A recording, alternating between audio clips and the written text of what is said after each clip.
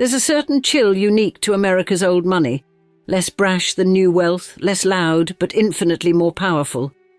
Its heirs grow up surrounded by silence, the kind that hangs in marble hallways, that settles over clipped hedges and century-old fortunes. That silence. Doris Duke was raised inside that silence. It was the same fortune that built the illustrious Duke University bearing their name and reshaped the American South, proof that her family's wealth didn't just influence society. It engineered it. She mastered it. She weaponized it. And for decades, Newport society whispered about her the way people whisper about storms, unpredictable, mesmerizing, and capable of inflicting extraordinary damage. Most scandals involving the ultra-rich fade with time, buried under charity galas and foundation grants. But not this one. This one involved a screaming fight, a set of wrought-iron gates, and a man who had dedicated years to shaping her world with beauty, until he tried to leave it. On today's episode of Old Money Allure, we unravel the moment when privilege, rage, and a 2-ton station wagon collided, leaving an interior designer dead and an heiress shielded by her fortune.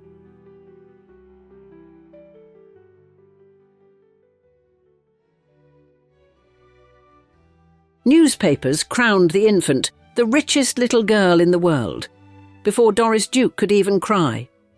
November 22nd, 1912, born into tobacco billions that would shape and curse her entire existence. Her father, James Buchanan Buck Duke, had built an empire from post-Civil War devastation. His father, Washington, had walked home from Union Prison in 1865 to find Sherman's armies had stripped his Durham farm bare, leaving only 50 cents and a small bag of overlooked tobacco leaves. From a 16 by 18-foot log shed, the Duke family began their ascent, beating and packing tobacco they branded pro bono publico for peddling across North Carolina. Buck recognized mechanization's future in 1885, acquiring James Bonsack's cigarette rolling machine that produced 120,000 daily, while competitors clung to hand-rolling traditions. Within 5 years, Duke supplied 40% of America's cigarettes. The 1890 merger creating American Tobacco Company made him king of an industry built on addiction. The Supreme Court dissolved American Tobacco on May 29, 1911, the same day as Standard Oil, for violating the Sherman Antitrust Act. But Buck had already diversified into hydroelectric power through Duke Power Company. When Buck married widow Nanaline Holt Inman in 1907, she brought social ambitions that led them to purchase Rough Point in 1922 from Frederick Vanderbilt's estate. Buck hired architect Horace Trumbauer to add a ballroom specifically for the coming-out party he envisioned for his beloved daughter, the only child who made the ruthless businessman soft. Personal servants surrounded young Doris, chauffeurs, bodyguards, maids, nurses, private tutors, while she remained isolated from other children, a prisoner in a golden cage of her father's making. October 10th, 1925. Buck died at his Fifth Avenue mansion, leaving his daughter advice that would poison every future relationship. Trust no one. His will distributed $17 million to the Duke endowment, but left between $60 and $100 million to wife and daughter, making 13-year-old Doris one of the wealthiest children on earth. The 14-year-old discovered bags of mail Buck had hidden, death threats, ransom demands, marriage proposals, and letters filled with hatred directed solely at her wealth. She suddenly understood that money made genuine human connection nearly impossible. She inherited 5 estates: Duke Farms spanning 2,700 acres, Rough Point overlooking Newport's cliffs, the Fifth Avenue mansion where her father died, Falcon Lair in Beverly Hills, and later built Shangri-La in Hawaii. Each property became a fortress against a world that wanted her money more than her humanity. Her 1930 debut during the Depression drew 600 guests to Rough Point's new ballroom, while breadlines formed nationwide. A tennis injury kept her sidelined that night, accompanied by James Cromwell, divorced and 16 years her senior, who would eventually become her first husband. "After I've gone out with a man a few times, he starts to tell me how much he loves me," Duke later told journalists. "But how can I know if he really means it? How can I ever be sure?" In 1959, she hired Edoardo Tirella, a Bronze Star recipient from World War II, who had transitioned into Hollywood set design. Duke paid him $43,000 annually and relied on him completely for artistic decisions, designating living spaces at all 5 estates to keep him constantly available. But October 7, 1966, would allegedly transform her possessive employment into something far darker when Tirella announced his permanent departure.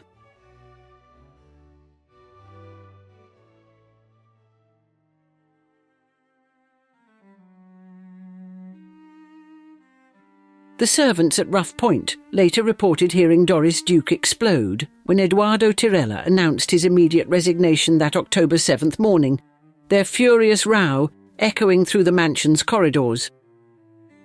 According to witness accounts, Duke's voice grew sharp with accusation, while Tirella remained professionally calm about leaving for Hollywood, where set design opportunities promised creative freedom beyond decorating an heiress's endless estates. 7 years of artistic servitude had become intolerable. Friends had warned Tirella that Duke could overreact to abandonment. 3 years earlier, according to police reports, she had allegedly stabbed boyfriend Joey Castro with a butcher knife when their relationship ended, though no criminal charges were filed in that incident. Around 5 o'clock, witnesses reported the heated argument ceased abruptly. Duke informed Tirella that the Black Cat antique shop had acquired a 15th century wooden reliquary containing actual martyrs' bones, the type of museum-quality religious artifact Duke collected obsessively. She needed Tirella's professional evaluation before purchase, one final service, she reportedly promised, before he left for California. Duke had rented a 2-ton Dodge Polara station wagon from Avis, ostensibly for transporting Tirella's belongings to New Jersey. The massive sedan featured automatic transmission and power steering, a vehicle that investigators would note was easy to accelerate violently, impossible to stop quickly once in motion. At approximately 5:25, they departed with Edoardo driving, Duke beside him in the passenger seat. The route to the antique dealer required returning through Rough Point's gates, 6 feet of wrought iron, permanently locked, requiring manual opening. According to police reports, Tirella stopped 12 to 15 feet before the gates, shifted into park, and pulled the horizontal parking brake lever firmly. He exited to unlock the gates, while Duke remained seated, the engine idling, a sequence Duke herself told police he'd performed 100 times. Chauffeur Howard McFarland would later testify that in all his years of service, Duke had never taken the wheel during gate openings. She always remained in the passenger seat while others handled the gates. But witness testimony suggests this October evening broke every precedent. What happened next remains disputed, though physical evidence and witness accounts paint a disturbing picture. 13-year-old Bob Walker was peddling his Newport Daily News route past Ledge Road when he reported hearing voices arguing from the Duke estate. The arguing stopped for a couple of seconds, Walker would tell investigators decades later, and the next thing I heard was the roar of a motor. According to the police theory developed that night, Duke shifted across the bench seat, released the parking brake, which required conscious effort, and moved the transmission to drive. The car then accelerated toward Tirella at the gates. The impact apparently catapulted Tirella upward onto the hood as the wagon crashed through the wrought iron. Blood and tissue were found on Bellevue Avenue's centre, not at the gates where Duke would claim the accident occurred. Walker reported hearing a brake application during the gate collision, causing Tirella to roll off the hood onto the asphalt. A de-acceleration, then an acceleration and more screaming, Walker testified, describing what he believed was Duke pressing the accelerator again. The vehicle's wheels then allegedly crushed Tirella's body, dragging him across the pavement until the wagon demolished 20 feet of fence belonging to the Quatrell estate and struck a tree.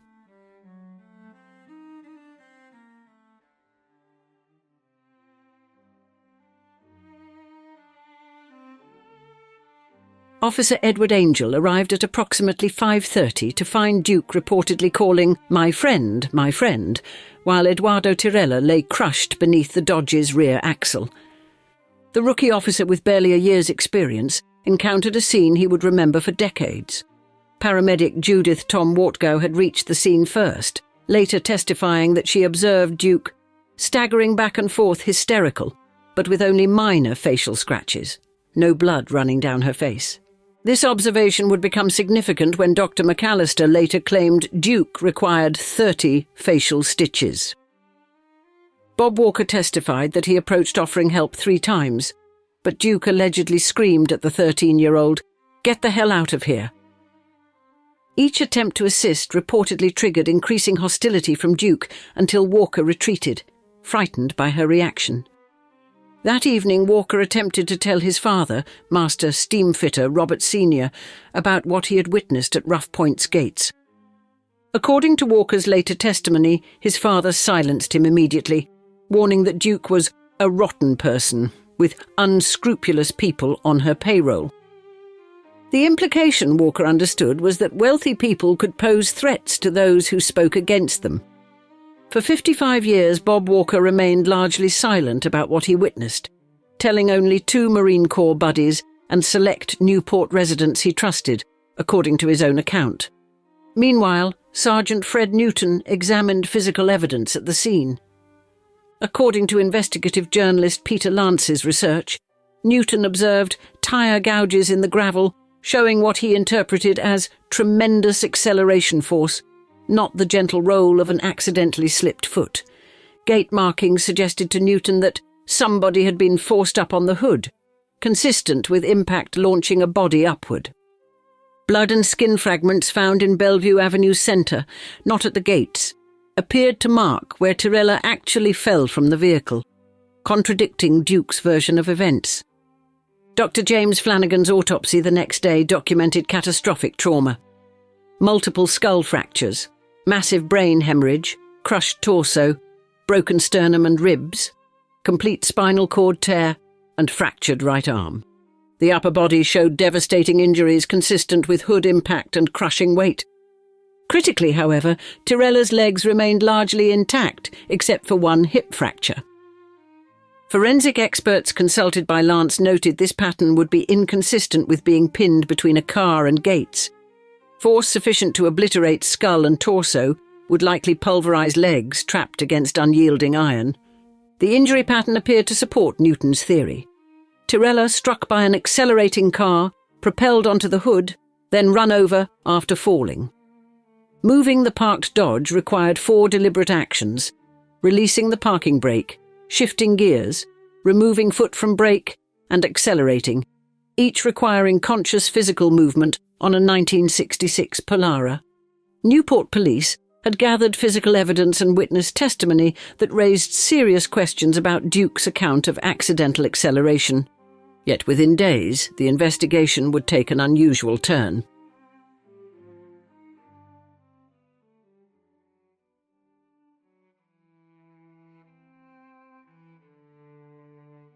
According to multiple accounts, Chief Joseph Radice personally took control of the scene, reportedly escorting Duke arm-in-arm into Rough Point, rather than following standard procedures for potential vehicular homicide. Dr. Philip McAllister, serving as assistant medical examiner, made what critics called a controversial decision that night, agreeing to become Duke's personal physician while still responsible for determining the cause of death. McAllister placed Duke in a private hospital room, which investigators claimed blocked state authorities from questioning her immediately. McAllister told reporters it was unthinkable to consider anything but an accident, claiming Duke required substantial medical attention for facial wounds.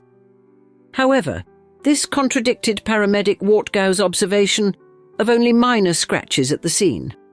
No blood alcohol test was administered, according to police records. No toxicology screen was conducted. Critics noted the crucial first 48 hours passed without what they considered proper investigation procedures. Police finally interviewed Duke on October 9th, 2 full days later, finding her surrounded by lawyers and German shepherds in her Rough Point bedroom. The transcript shows Lieutenant Frank Walsh and Detective George Watts asked only 4 questions: what critics characterized as an unusually brief interrogation for a potential homicide. October 12th, Chief Redis declared the case closed after 5 days, stating there was an unfortunate accident, with no evidence suggesting otherwise. Rhode Island Attorney General J. Joseph Nugent reportedly expressed concern about the hasty conclusion and what he viewed as an inadequate investigation by Newport police. According to Newport attorney William O'Connell's later account to investigators, pressure to reopen the case led Redis to contact Duke's attorney Aram Arabian about additional documentation needs.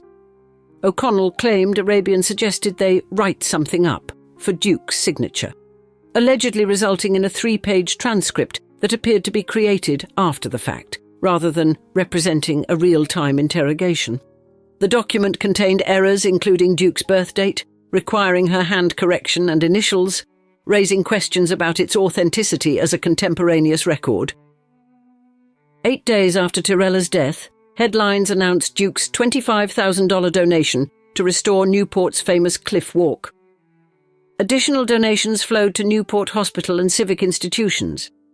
In 1968, Duke established the Newport Restoration Foundation, which would purchase and restore over 80 colonial buildings, with Jacqueline Kennedy Onassis serving as vice president. While no court has ever established a connection between these donations and the investigation's closure, some Newport residents noted what they considered conspicuous timing. Chief Redis retired 7 months later on a $7,000 annual salary. Investigative reporting by Lance documented that by 1971, Redis had purchased condominium units at the Warrenton House in Hollywood, Florida. Records showed his neighbours included his brother-in-law, Dominic Redis, identified in law enforcement documents as connected to organised crime figures.